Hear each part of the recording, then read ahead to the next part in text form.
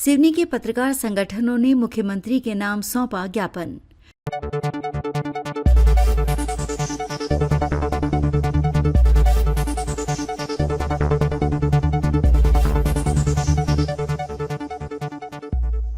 नमस्कार, स्वागत है आपका एमपी न्यूज में और मैं हूं आपके साथ शालिनी। आइए बढ़ते हैं आज की बड़ी खबर की ओर। पुलिस द्वारा सिवनी न्यूज के संपादक अजय ठाकरे को बिना जांच किए बनाया झूठे प्रकरण। मध्य प्रदेश के मुख्यमंत्री मोहन यादव एवं गृह मंत्री के नाम सिवनी के पत्रकार संगठनों ने सैकड़ों पत्रकारों के साथ जाकर कलेक्ट्रेट कार्यालय में जिला कलेक्टर एवं पुलिस अधीक्षक को एक ज्ञापन सौंपा है, जिसमें पत्रकार संगठनों ने उल्लेख किया है कि सिवनी जिले में कार्यरत पत्रकार निष्पक्षता और निर्भीकता के साथ जनता की आवाज प्रशासन तक पहुंचाने का कार्य कर रहे हैं। प्रदेश सरकार भी समय समय पर पत्रकारों के मान सम्मान की बात करती आई है, परंतु दुर्भाग्यवश जमीनी स्तर पर कई बार पत्रकारों के साथ दोहरा रवैया अपनाया जाता है। कभी उन पर हमले किए जाते हैं तो कभी बिना जांच के झूठे प्रकरण दर्ज कर उन्हें परेशान किया जाता है। इस प्रकार की कार्यवाही से लोकतंत्र की नींव कमजोर होती है। ज्ञापन में आगे उन्होंने उल्लेख किया कि सिवनी कोतवाल पुलिस द्वारा अपराध क्रमांक 899/2025 में धारा 121(1), 132, 221, 296, 324(4), 351(3), 191(2) के अंतर्गत लगभग 8 से 10 व्यक्तियों को आरोपी बनाया गया है, जिनमें दैनिक सिवनी न्यूज के संवाददाता अजय ठाकरे का नाम भी शामिल किया गया है। जबकि श्री ठाकरे उस समय मात्र समाचार कवरेज के उद्देश्य से मौके पर उपस्थित थे। यहाँ ये उल्लेखनीय है कि कोतवाली पुलिस दल द्वारा श्री अजय ठाकरे के निवास पर जाकर उनको गिरफ्तार करने का प्रयास किया गया है। इस प्रकार की कार्रवाई न केवल पत्रकारों की स्वतंत्रता पर कुठाराघात है, बल्कि लोकतांत्रिक मूल्यों के विरुद्ध भी है। नरेश यादव, नीलू जी बताएं। आज सिवनी ज़िले के जितने पत्रकार संगठन हैं, सारे संगठन के अध्यक्ष, पदाधिकारी और कार्यकर्ता यहाँ इकट्ठे हुए हैं।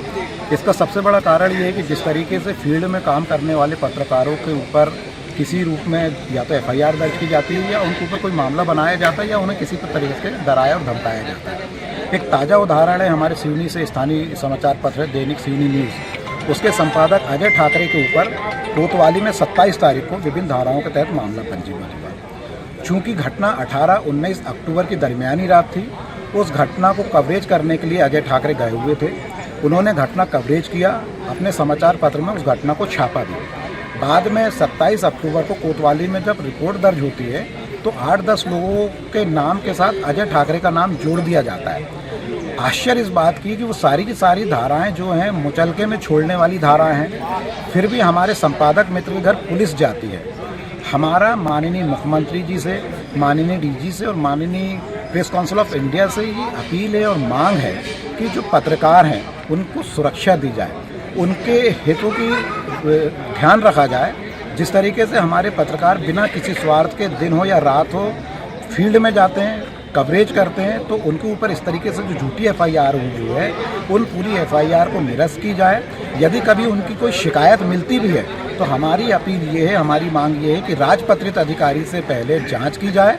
राजपत्रित अधिकारी की जांच भी यदि वो दोषी पाया जाता है तो आप उसके खिलाफ मामला बनाएं, यदि दोषी नहीं पाया जाता तो उसे क्लीन चिट दी जाए। इस तरीके से दमनकारी नीति से हमारे पत्रकारों को दबाने का प्रयास ना किया जाए, क्योंकि हमारे पत्रकार ही हैं जो आम लोगों की आवाज़ बनते हैं, आम लोगों की आवाज़ शासन और प्रशासन तक पहुँचाने का काम करते हैं। लेकिन यदि उनकी आवाज़ को इस तरीके से दबाने का प्रयास किया जाएगा तो फिर पत्रकार मांग किससे करेंगे। चूँकि पत्रकारिता को लोकतंत्र का चौथा स्तंभ माना जाता है, तो हमारा निवेदन है कि इस चौथा स्तंभ को स्वतंत्र रहने दिया जाए, इन्हें निष्पक्षता के साथ और निर्भीकता के साथ पत्रकारिता करने दिया जाए। यही मांग को लेकर हम कलेक्टर और पुलिस अधीक्षक के पास आए हुए हैं। इनके माध्यम से हम मुख्यमंत्री के नाम से, डीजी के नाम से ज्ञापन सौंप रहे हैं और उनसे पत्रकारों के हितों को लेकर हम मांग कर रहे हैं।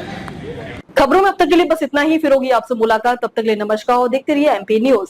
ऐसे ही लेटेस्ट अपडेट पाने के लिए हमारे चैनल को सब्सक्राइब करें और तुरंत नोटिफिकेशन पाने के लिए बेल आइकन दबाना न भूलें। यदि आप हमें फेसबुक या इंस्टा के माध्यम से देख रहे हैं तो हमारे पेज को फॉलो जरूर करें। धन्यवाद।